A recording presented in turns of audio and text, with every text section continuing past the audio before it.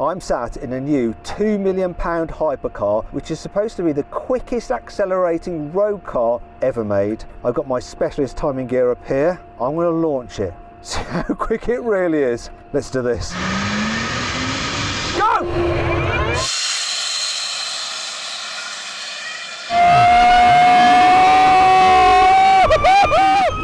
Buy, sell, car. Wow.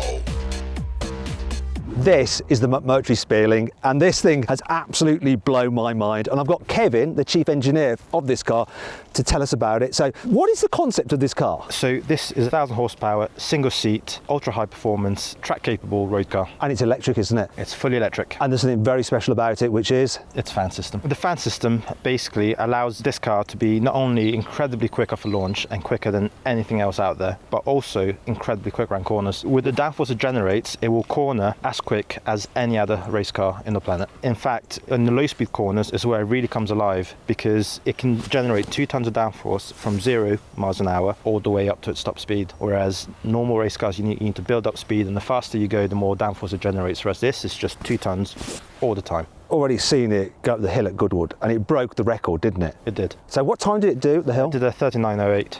Tell me about the motors and the power. So you've got 2 electric motors? Got 2 electric motors in the back. They are behind the driver's back, is where they're packaged in here. And can you use them independently for torque vectoring and stuff like that? You can, absolutely, yes. So that'll help cornering and acceleration out of the bends and stuff like that? Yes. The car weighs how much?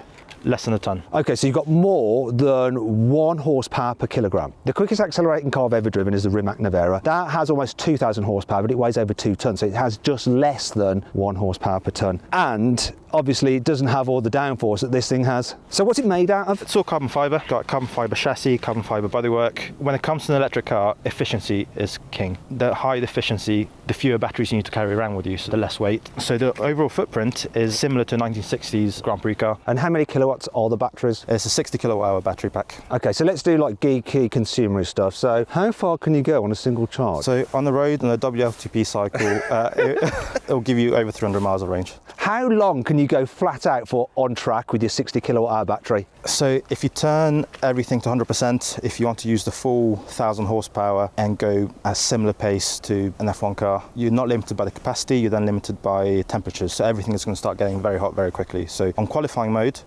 you will be able to do just over 1 lap. But if you turn the power slightly down and you want to drive, let's say maybe a GT4 pace, you'll comfortably do a 20-minute track session. Wow, okay, and that's on a full charge, and then your battery's done and you have to charge it? And then within 15 minutes you can recharge 80% of the capacity. Really? And go back out on track. So what's the charging rate at DC? It's over 200 kilowatts. Okay, but you need a 200 kilowatt charger at your track day. So let's have a look at the front. Let's start at the front and walk to the back. So what's going on here? So you've got air intakes there. Yeah, so you have these letterbox intakes, so they cool your brakes. And then you've got like big cutouts over the wheels, so I can actually see the front wheels through these holes. Are these releasing the air pressure from? Yeah, pressure builds up in the wheel well and the openings behind the wheels as well. They're there to control that pressure and to reduce the amount of turbulent flow spilling out. What about this part here? This is like sending air towards the back. Is this into the diffuser? Yeah, again, it controls the air that from the wheel well, as well as the air that comes in to cool the brakes, and it just manages it and then sends it towards the back through the tunnel in the back, which is designed to improve the aerodynamic efficiency of the car, and it sends some of the air down to the rear brake ducts to cool the rear brakes and the radiators, which are at the back of the car. And I noticed this effect around here on the door mirrors. This feature is actually quite common in lots of F1 wing mirrors. It's just designed to accelerate the air behind the mirror and reduces the drag. And then you've got this on the top. It's like it's got a mohawk. But this serves a purpose, right? It certainly has a purpose. So we have 2 fins on the car. The main purpose for this door fin here, if you're running without fans and you lose control and the car spins, what this fin does, it breaks up the airflow over the top of the car and it prevents it from lifting off. Now let's move back to the fan, you see, because one of the things about a Formula 1 car, say if you start to spin or something, you lose all your downforce, don't you? Yes. Whereas with this, if you start to spin, like you're going sideways, you still got your fan sucking into the ground, you still have pushing the tyres into the ground. Absolutely. You do not lose any downforce in a yaw or in a spin, or even if you're going backwards, you still have all your downforce. Going backwards with all your downforce. Which means you can just, stamp on the brakes and the car will slow down better than any race car will going backwards. Wow. So can you tell me exactly where the fans are and how they operate? So if we move around the back of the car, we have two fans here. We have one fan on the right, one fan on the left. The reason we have two is a dual redundant system, similar to what you find in aerospace. It means that if there's any issue with either of the fans, the car will maintain its downforce and you won't lose downforce. You can keep driving, it's still safe. So are you running two fans at once or one at a time? Two fans at once. One is enough to give you the majority of your downforce, so any issue you have doesn't matter. So the fans are in here. Yes. Can we see them? Well, what you can see is the exhaust of the fans, which are back here. Yeah, because I like this. It looks like it's got an exhaust system like an internal combustion engine car, but it's carbon fibre. This is the rear crash structure, so this is what absorbs the energy in the rear crash. That crumples down and absorbs energy. But above it, you have two exhausts, and these are the fan exhausts. You showed me your flaps, Kevin? Yeah. Right.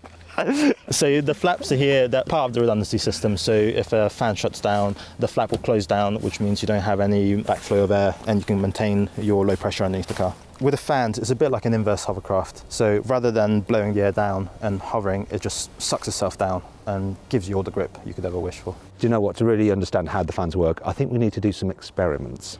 While the McMurtry's fan is primarily designed to give the car maximum performance, you can also use it for some other activities. For instance, it can blow you off.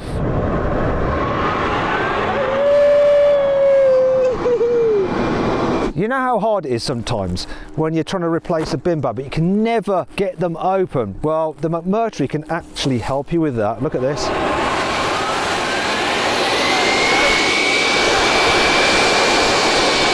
In autumn, you can use it to clean your driveway of fallen leaves. Now let's check out the interior. First thing I've got to do is figure out how to get into it. So there seems to be two doors and they're slightly different sizes. This is the bigger door, so I'm going to go for this one. Press that. Is that the right way to do it? Don't want to break it. Right, let's get... Oh, someone in here. Right, this is Hello. Max. Max Chilton is the development driver, Formula F1 driver. So you're the guy that drove it up the hill and did that record time. I was indeed. Welcome to my office. Yeah. It's a small office, but it's very pleasant when you're in here. Blimey heck, in the seating position, it's like, that's proper race car seating position. Absolutely, I feel at home here. Your knees are sort of just below your chin. Your feet are a long way out, but quite high up. You're in the slanted back position, but great visibility. It basically feels like a fighter jet on the ground. So you're saying I need to experience it for myself, so can I have a little sit in it? Of course, yeah. Looks quite snug, and I'm not sure I'm going to be able to bend my body to get in there, but let's see how we go. I think you'll be absolutely fine. I've got quite a lot of like clothes on because it's cold today. Place your bum on here, This is just going to be so and embarrassing. then swing your legs round and into the bottom of the seat, and then slip your way down, basically. Actually, you slide into it quite easy. It's actually... Oh my not too God, bad. that was surprising. And even though it's snug in there, you've got plenty of room, so you can move your elbows around. You feel quite at home. Obviously, these have got the LMP1 headrest in for safety, so that does make you feel quite closed in. What but the is- road yeah. car, you wouldn't need that. What the heck is this? So It that's seems like it's wrong. it's a safety pad which is designed for, they have them in Formula 1, also Le Mans standards. So when you have a big side impact, your helmet has some cushioning. But the road car, okay. you'll be able to disconnect that and leave it at home. So you just remove that. Yeah, because it seems a little bit intense, but I suppose you've got one on the other side. 'Cause Yeah. It's on that door, isn't it? Exactly that. It is quite comfy, and I thought the view would be awful, but it's actually pretty good. Yeah. And do you know what? Actually, the position, I have a bit of a bad back, right? This is like a good position to be in if you've got a bad back. Well, it's got lumbar support, so the seat's got a bit of a wave in it, and it really helps your back. And it's snug, but it's been designed to have some really nice, beautiful features. Can we get the steering wheel on Of so I can have a course. little go? Yeah. So it's just a click, connect. There we go. Right, okay. So it's pretty high tech. It's on. I've got It's loads of on, information. all Oh my gosh. information. We'll desensify that for you so it's a bit easier. You've got this like simple beginner version. So the basics are, the battery power dial is here. That Yeah. will turn the battery from completely off to on. Then over here you have your ignition. You have P1 and P2. We're in P1 now, so the car's got power, but it's not technically ready to drive until you're in P2. You've also got a volume dial down here for when you're talking to your team. If you want on a track day, talk to the team. Not for your stereo. Not for your stereo, but it probably will linked into the stereo on the road car version. And then down here you've got a brake balance, so that just moves your brake balance forward or rearwards depending on what you're locking. But from my experience in this car, the braking is on par with a Formula 1 car, and it actually in ways performs better at certain corners. But no ABS on this particular version. Not on this track version, but the next road car track version will have ABS. Yeah. The steering wheel itself, it's like Something from a That's our third spacecraft. version steering wheel, which is brand new last week, and I absolutely love it. It's got great visibility for the dash, gives you all the information you need.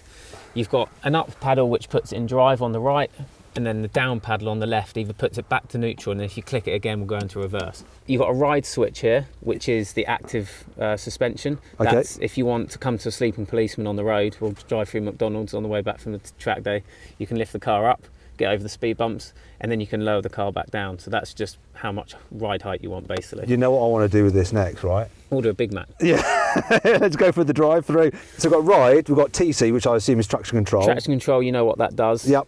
Now this is the holy grail. This The is fan. the one which you will only ever experience in the McMurtry Spearling. Oh, there you go. Oh, that's exciting. Yes. So that is basically currently set at 0, so the fans are not turning at all. You've got multiple different functions, all the way from 0 RPM up to 23,000 RPM. That then creates a huge amount of downforce, a huge amount of noise, and it will sound like a jet fighter on the ground. So you could have that set at about 400 horsepower all the way up to 1,000 horsepower. And bringing it back to like normal track cars or like taking the fan away, there's an addition that you fitted to this car or had fitted. When I first saw it like 2 years ago, it didn't have a wing on the back, but now it's got a wing. What's that all about when you got the fan? Yeah, absolutely. That was my doing. Basically, I joined McMurtry at the end of last year, and we did quite a lot of testing without the fans. And I just felt like the car needed some more stability at the rear without the fans, and it just made it more of a driver's car. It made the balance of the car really enjoyable. And then when we turned the fans on, it just overall increased our performance, changed the direction, and actually I think it increased the look of it. Yeah, it works, doesn't it? So it's an all-round gain. The last dial you've got there is EPAS, which is electric pad steering. This car creates so much load through the tyre, it can be a huge amount of force going through the steering wheel. So when you're on a track day, if you want full power and full fans, it's quite nice to have some pad steering. So that's all that is, and you can control how much levelling degrees of that you want. It's actually more useful at slower speeds. As you said earlier, I raced in Formula 1. I've been fortunate enough to know what a Formula 1 car's like through slow speed meets big corners. This car is quicker, and it's just the amount of force that's going through the car onto the road at slow speed corners makes the steering unbelievably heavy. So that's where the EPAS is really needed, is the slow speed corners like Silverstone through the hairpin. And we basically wanted to create a car which people with very little driving experience could go out and experience Formula 1 speeds, and there's no better way of doing that with a fan car. So that's the thing with Formula 1 car that everyone says who's like a normal kind of car enthusiast who's got the opportunity to drive one, is that to really feel the downforce, you have to have the actual speed, and it takes a while for you to build up the confidence to be able to really engage and feel the benefit of the aero on a Formula 1 car. With this, you just got it straight away from the get-go. Yeah. You don't need big balls to be able to get it. You just turn that dial. Your balls get bigger. Yeah. Do you know what I want to do? Can I just try it with it shut? Of course. Just to see what it feels like. Whoa. I mean, this is intense. Let's open it again. How do I open it from the inside? So there's a little catch just here. Let's see if I can do the dismount. So I've got to release the steering wheel. I was twatting myself in the face. It's quite light and compact, isn't it? So, Yeah, it's a nice design. Okay, and now you're not going to help me here, right? No. We'll see what happens. You can make a fool of yourself. Put your bum on there and swing your legs It's like out. some kind of like hatchling emerging from its egg. Do you know what? This height is just perfect. I actually styled that out. Yeah, it's a good place to sit. However, the McMurtry Spearling isn't perfect. There are some annoying things about it. For instance, the tyres are bespoke for this vehicle, so if you get a puncture, it could be a little bit tricky to replace. There is no hinge on the other door, so you have to lift it out. Thankfully, when they build the road car, it will have a hinge second door. What they won't be adding to the cabin though is any interior storage, so no cup holders, no door bins, nowhere to put your phone nor your drink. Unlike other electric powered hypercars, which are all four-wheel drive and therefore have motors on both axles, because this is rear drive only, you only get regen braking on the rear axle, whereas ideally you want most of the regen braking to take place on the front axle. Because of the fat windscreen pillars, you can't actually see the door mirrors from the normal seating position, so they're going to have to move the door mirrors back here for the production version. Well, it's good that this car has a reversing camera. Unfortunately, there's no little cleaning system for it, and it does tend to get covered in dust from the air exiting those vents. That means that you're going to occasionally have to pop out and get your little cloth and give it a wipe so you can see where you're reversing. Kind of spoils the point really, doesn't it? However, it's not all bad. Here's 5 cool things about the McMurtry Spearling.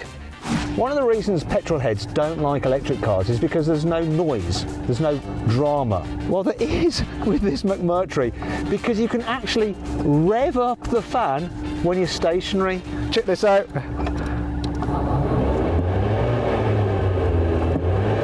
I'm revving it with the throttle pedal.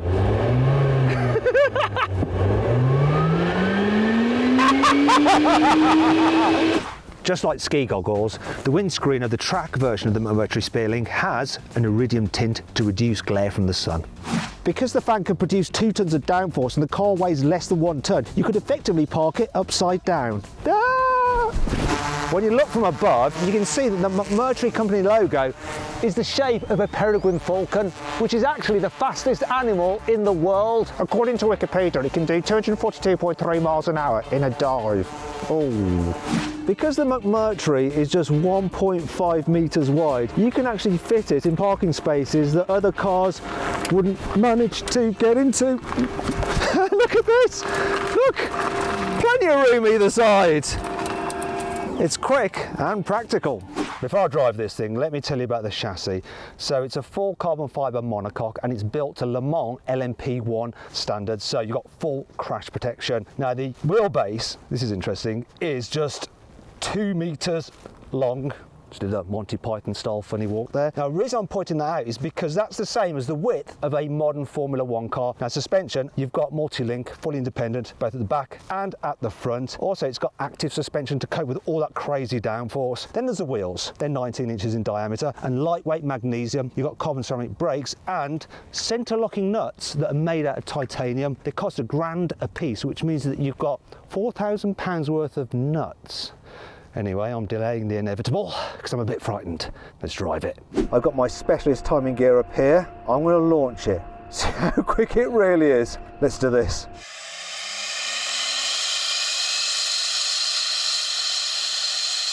Go!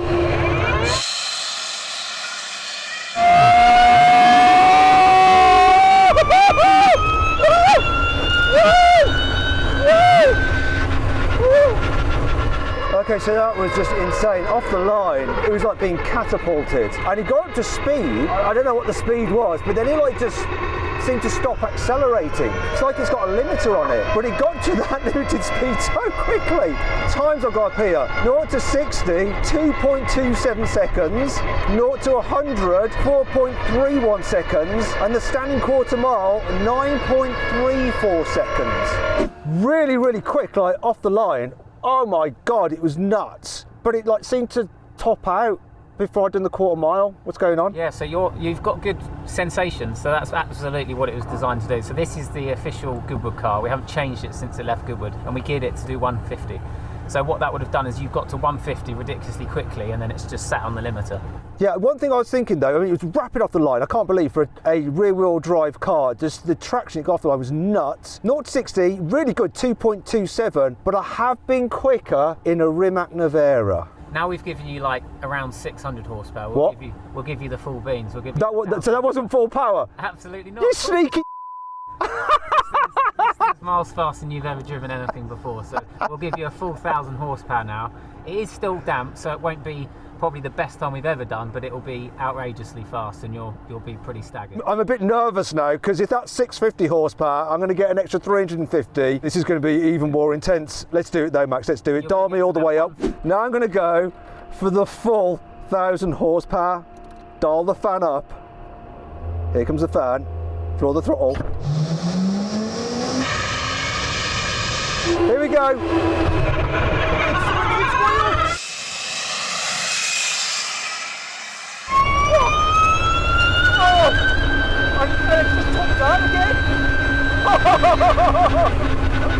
Okay, so that's really interesting. Damp track, had some wheel spin, 0 to 60, 2.09, slightly slower than that Rimac, standing quarter mile, 8.64, but it had actually like hit its limiter halfway through the run. If I didn't have that wheel spin, you notice that step up in performance when you go to the 1,000 horsepower. Wow, that is insane. I know this car has more to give, and if you have a hypercar or you have a friend that does, and you would like to drag race it against this McMurtry, either contact us at CarWow, review my car at carwow.co.uk, or DM McMurtry on their Instagram account. Okay, it's on the screen now, and we'll set it up. And not only can you drag race your hypercar against this, they'll let you drive this as well to experience what it feels like. So make sure you do that. Tomorrow. Do you know what? I was so gutted about not quite beating the Rimac Nevera. I managed to convince McMurtry into letting me have another go. So what we've done, we've come to Silverstone, we've hired the circuit, we're on the back straight, and we've used a special truck with a jet engine on it to dry the track, because I want to see what this thing can do in the dry. The last run was on a slightly damp surface, so it was struggling for traction, and the traction control was actually kicking it, and it was just holding it back. So now, hopefully, I can get a perfect launch. Let's do it. Here we go. It's full fan. Let's go. Whoa!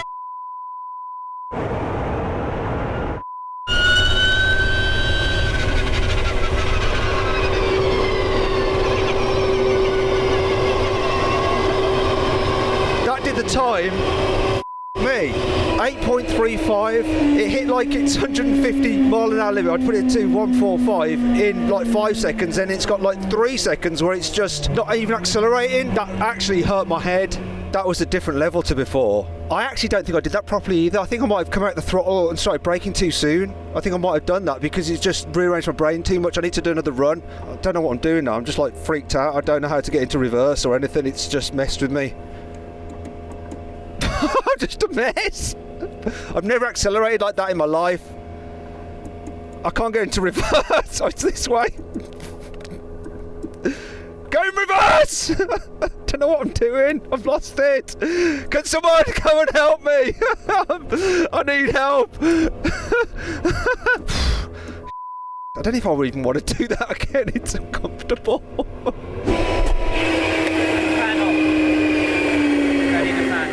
I couldn't help that. My brain's just. I don't know what. I couldn't find reverse or anything. I was just a mess. You can get reverse. Well, what did it do? It's 1.4, 8.35, but I backed out. That I think I got so messed up by it, and I set an extra parameter in the box. The thing that flipped up was 145, and I thought that was the quarter mile. I wasn't sure, so I think I backed off. So I think it's going to go quicker. Yeah, I think. Will. I mean, that 0 to 60 was ridiculous. It was horrible. No traction control. Oh. For some reason, the guys at McMurtry want me to burn the tyres up a little bit, just to floor it and see what happens, just for a split second. I'm not sure this is actually a good idea, but I tend to do what I'm told. Let's do it. Wow, that was so easy. I'm going to do it again.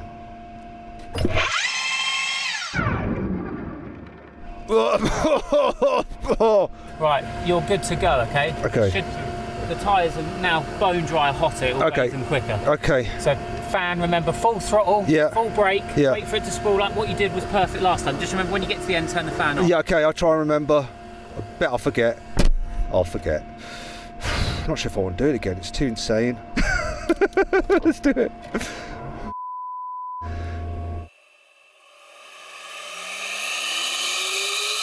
Here we go.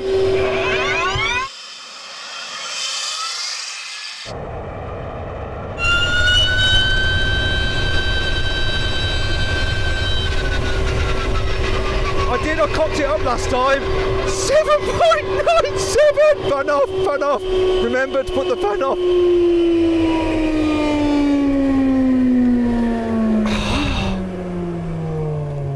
7.97.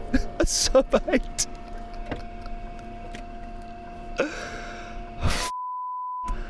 I accelerate and launch a lot of cars. I drag race a lot of cars. This is on another level. It's like 2 levels up. All cars are now officially slow to me. This has ruined everything. So I actually did a 7.97 according to this. 7.97. Can I get out? Shut you off. That is, it's a sub 8! A sub 8! Not even I've done that, mate. That's Really? outrageous. That's because I'm a better driver, you see. I'm a professional. I'm not. Perfect, that was. Perfect conditions. The launch is just mind-bending. No traction control, no? Nothing. You didn't have any on the first one, but then we got your tyres nice and warm with your burnouts. Well, I didn't back out this time. I backed out the last time. That was a problem. Oh, wow. I've got to try and get out now, and I'm absolutely broken.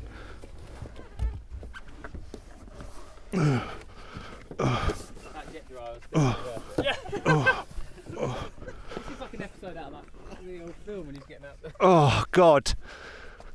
It's just utterly mental. I've never felt anything like that in my life. Now I've calmed down, I'm going to do a little experiment. I want to show you how fast this thing accelerates relative to another car. So I'm in an Audi S8, I'm going to get up to 60 miles an hour, and as soon as I get level with the McMurtry, then Max, who's driving it now, is going to launch it, and you'll see how long it takes for him to catch up with me and then pass me. 3, 2, 1. Right, I'm at 60. Here we go, here he comes.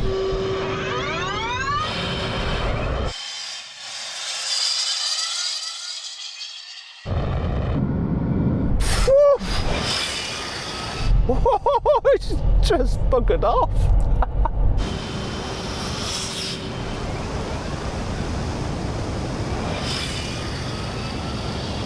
That car is absolutely insane. Now, if you all enjoyed the video, give it a like. Remember, if you've got a Hypercar and you want to race it in a drag race and have a go yourself, then contact either us, Carwow, or McMurtry, right? If you want to watch some of the videos, click on those windows there, and don't forget to click on that box there to make sure you subscribe to this channel, right? You don't want to miss when I drag race that insane McMurtry Spearlink.